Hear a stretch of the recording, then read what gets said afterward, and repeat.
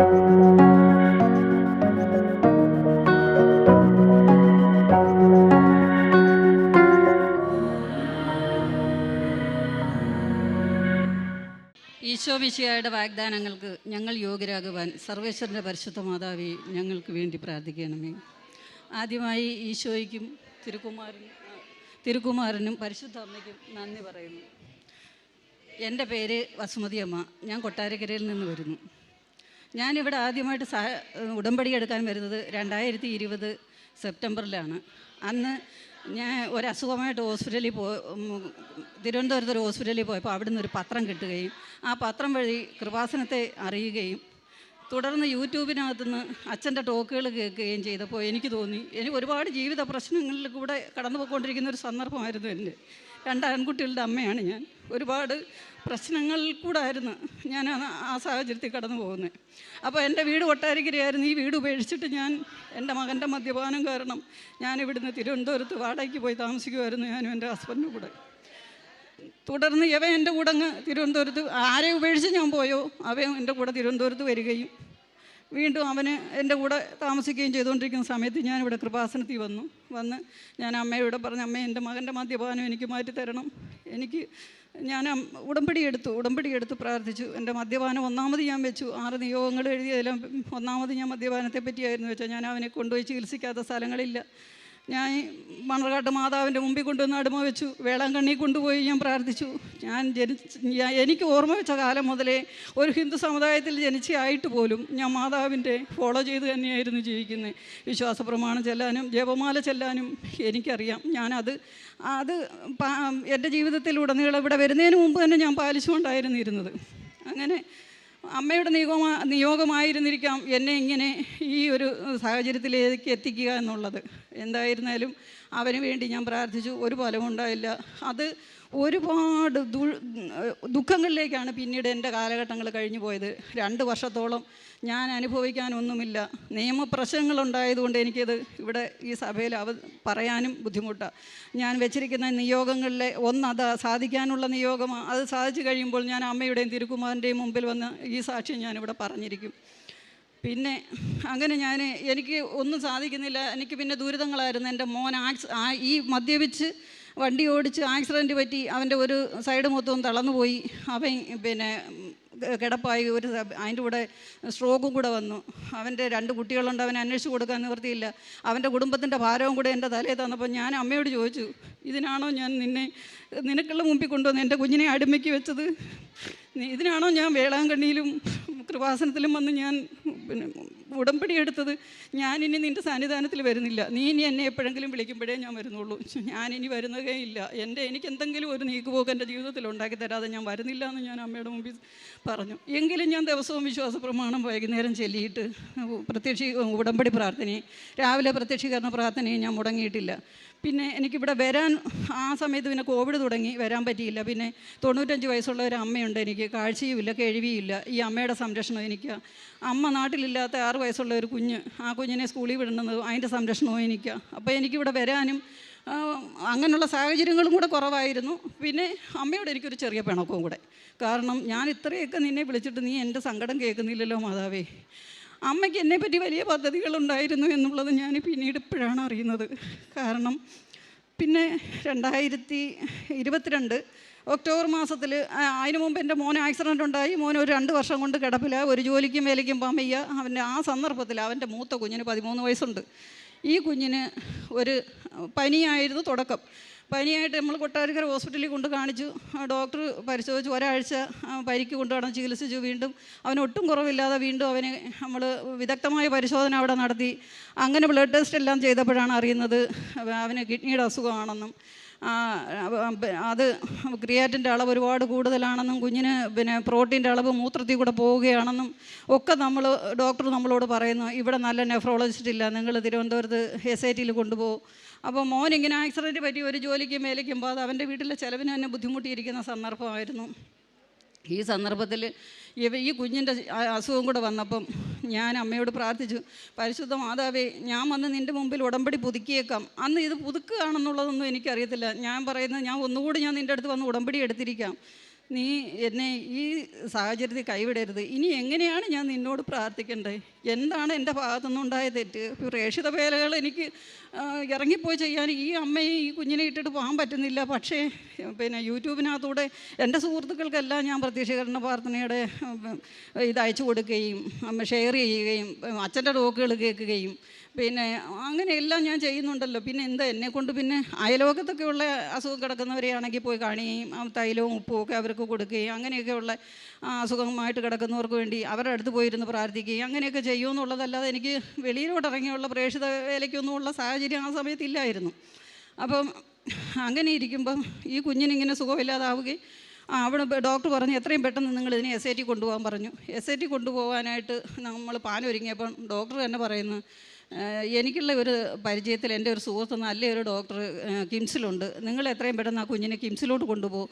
Medical college കൊണ്ട് ചെന്നിട്ട് ഒന്നേന്ന് ഇനി ഡോക്ടർമാർ ആദ്യമുള്ള പരിശോധന മുതലേ ഇനി നടക്കണം. ഇവിടെ ഇപ്പോൾ ഓൾറെഡി ഞങ്ങൾ പരിശോധന എല്ലാം കഴിഞ്ഞതാണ്. കുഞ്ഞിന് ഇന്ന അസുഖമാണ് നമ്മൾ സ്ഥിരീകരിക്കുകയും ചെയ്ത്, കിഡ്നിക്ക് അസുഖമാണ് കുഞ്ഞിന്, നിങ്ങളതുകൊണ്ട് ഈ ഡോക്ടറെ അടുത്ത് തന്നെ കൊണ്ടുപോകുമെന്ന് പറഞ്ഞു. അപ്പോൾ നമുക്ക് നേരത്തെ സ്റ്റാർ ഹെൽത്തിൻ്റെ ഇൻഷുറൻസ് എടുത്തിട്ടുണ്ടായിരുന്നു, 3 ലക്ഷം രൂപ അതിൻ്റെ കവറേജ്.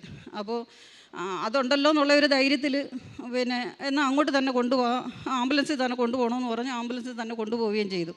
ഹോസ്പിറ്റലിൽ കൊണ്ടുചെന്ന് ഡോക്ടർമാർ അവിടെയും പിന്നീട് ഈ പരിശോധനകളെല്ലാം നടത്തുകയും ചെയ്തപ്പോഴും ഈ ഹോസ്പിറ്റലിൽ നിന്ന് പറഞ്ഞതുപോലെ തന്നെ കാര്യങ്ങൾ പറഞ്ഞ് കുഞ്ഞിന് കിഡ്നിയുടെ അസുഖം, കുഞ്ഞിന് കുറേ നാളത്തെ ചികിത്സ വേണ്ടി വരും, ഡയാലിസിസ് എത്രയും പെട്ടെന്ന് തുടങ്ങണം, അതുപോലെ തന്നെ ബയോപ്സി ചെയ്യണം, ഇതിനെല്ലാം ഭാരിച്ച കാശ് ചിലവുണ്ട്, നിങ്ങൾ ഒരു കാര്യം ചെയ്യണം, നിങ്ങളുടെ 3 ലക്ഷം രൂപ കവറേജ് കൊണ്ട് ഒന്നും ആവത്തില്ല, ബാക്കി കാശ് സംഘടിപ്പിച്ചോണം എന്ന് പറഞ്ഞു.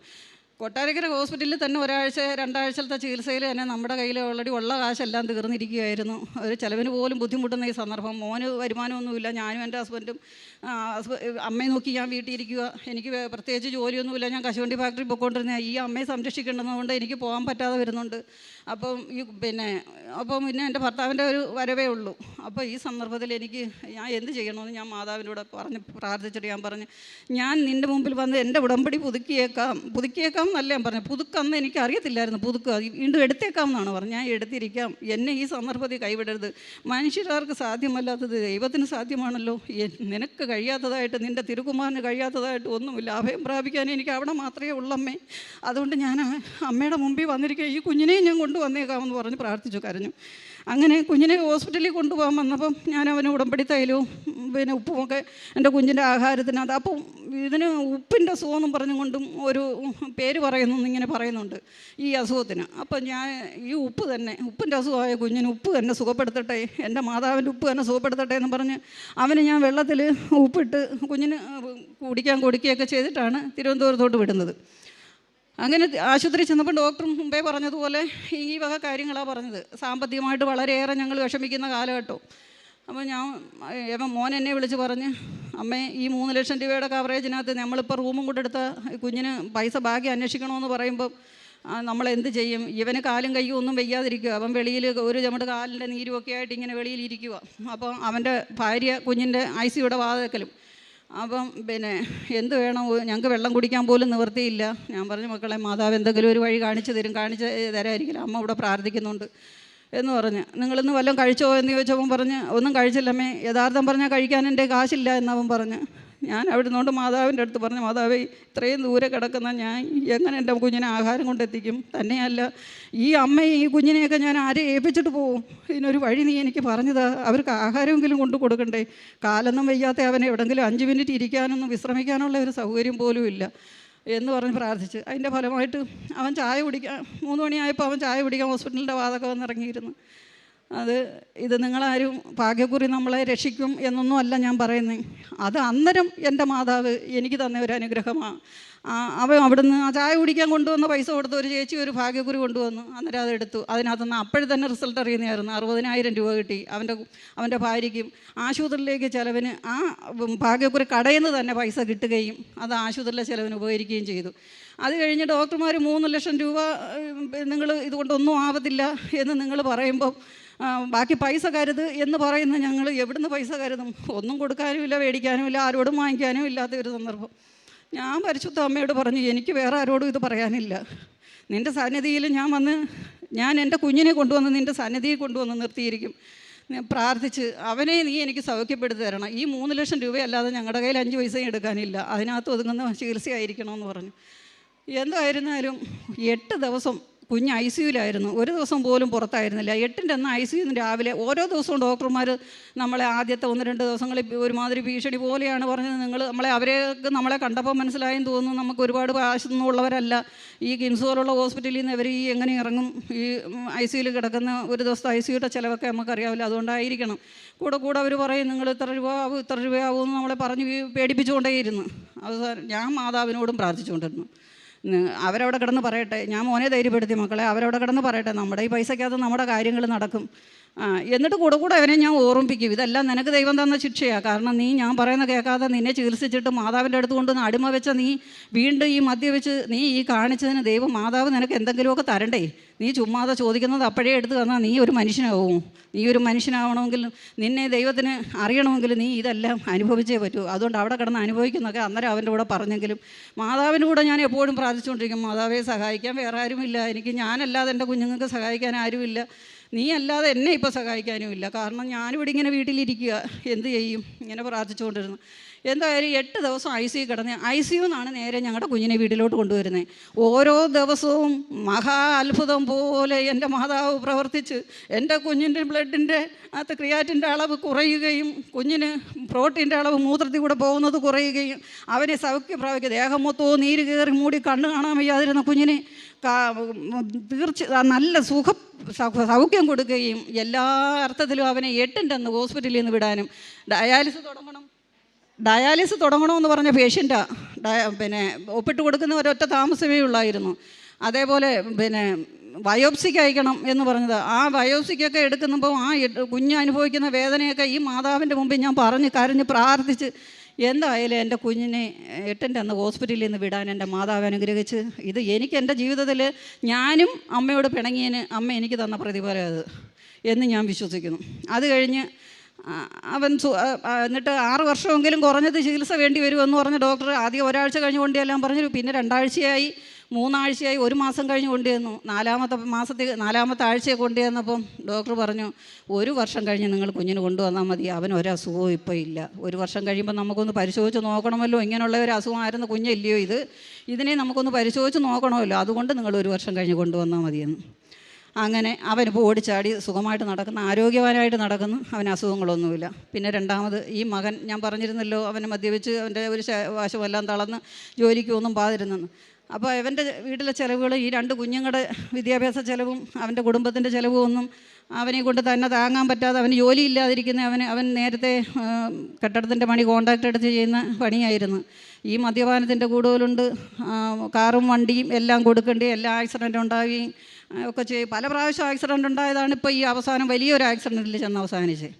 ഇങ്ങനെ ഇരിക്കുന്ന ഇവൻ എന്ത് ചെയ്യും മാതാവേ, ജീവിക്കാൻ ഒരു വഴി നീ കാണിച്ചു തരുന്നില്ലയോ എന്ന് ചോദിച്ച് കരഞ്ഞ് പ്രാർത്ഥിച്ചു. അമ്മേ, ഞാൻ നിൻ്റെ മുമ്പിൽ വന്ന് കണ്ണീരോടെ പ്രാർത്ഥിക്കുന്നല്ലോ, എൻ്റെ മക്കളൊരു പക്ഷേ നിൻ്റെ മുമ്പിൽ പ്രാർത്ഥിക്കുന്നില്ലായിരിക്കാം, അവർ ആൺപിള്ളേരാ, പോരെങ്കിൽ ഞങ്ങൾ ഹിന്ദു സമുദായത്തിൽ ജനിച്ച് വളർന്നവരാ, അവർക്ക് അതിനോട് പൊരുത്തപ്പെട്ട് വരാനും കുറച്ച് സമയം എടുക്കും. എൻ്റെ പ്രാർത്ഥന നീ കൈക്കൊള്ളണേ, ഞാനല്ലാതെ ആരാ അവർക്ക് വേണ്ടി പ്രാർത്ഥിക്കുന്നത് എന്ന് പറഞ്ഞ് ഞാൻ അമ്മയോട് കരഞ്ഞ് അങ്ങനെ ഇരുന്നപ്പോൾ കാണാൻ ഇവന് നേരത്തെ പരിചയം ഉണ്ടായിരുന്ന ഒരു എഞ്ചിനീയർ വിളിച്ച് പറയുന്നെങ്കിൽ, നിൻ്റെ അസുഖമൊക്കെ ഞാൻ അറിഞ്ഞ്, നിനക്കിപ്പം ജോലിക്കും മേലേക്കും ഒന്നും ആരും നിന്നെ വിളിക്കുന്നില്ല, എനിക്ക് ജോലിയൊന്നും ഇല്ലയെന്ന് അറിയുന്നു, നീ ഒരു കാര്യം ചെയ്യ്, എൻ്റെ സൂപ്പർവൈസറായിട്ട് എൻ്റെ സൈറ്റിൽ വാ.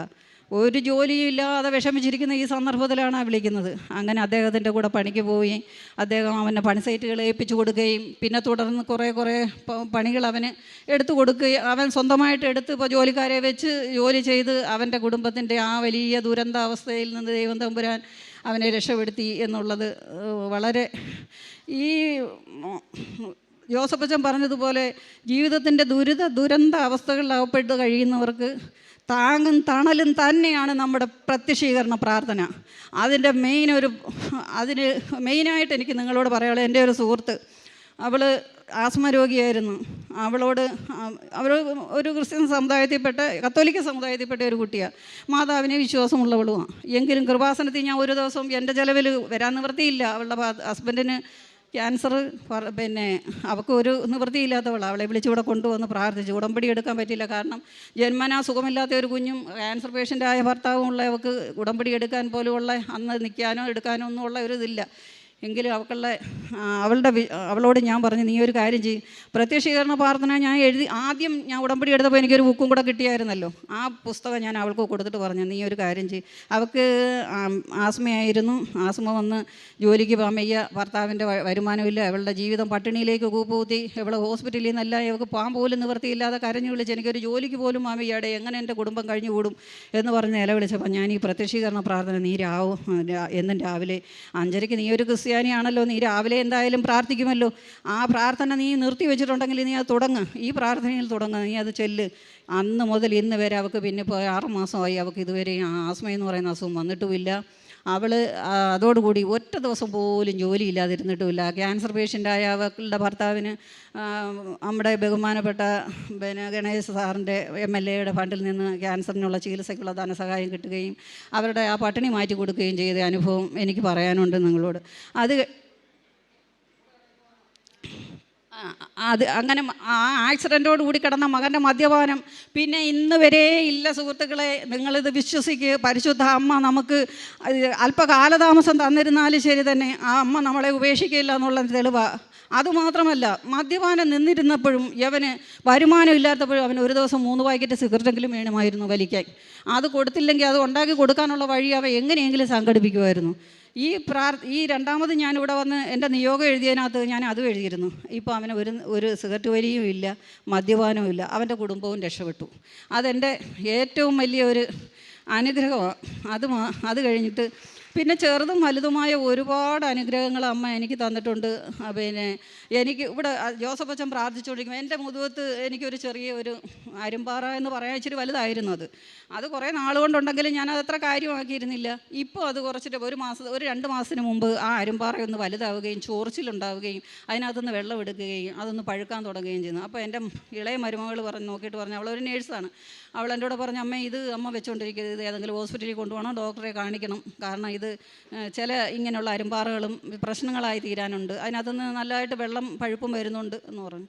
ഞാൻ അന്ന് ഇവിടെ അച്ഛൻ്റെ ആ ചൊവ്വാഴ്ചയിൽ ഞാൻ എല്ലാ ചൊവ്വാഴ്ചയിലും കഴിയുമെങ്കിൽ ചിലപ്പം ഒന്നിച്ചങ്ങ് കേൾക്കാൻ പറ്റത്തില്ല, 1.5 മണിക്കൂർ എടുക്കുമല്ലോ. ഇതിൻ്റെ ഇടയ്ക്ക് വെച്ച് അമ്മ ബാത്റൂമിൽ ഇപ്പം വിളിക്കുകയും മറ്റു കാര്യങ്ങളൊക്കെ ആയിട്ട് അങ്ങോട്ടും ഇങ്ങോട്ടും ഓടുന്നുണ്ട്.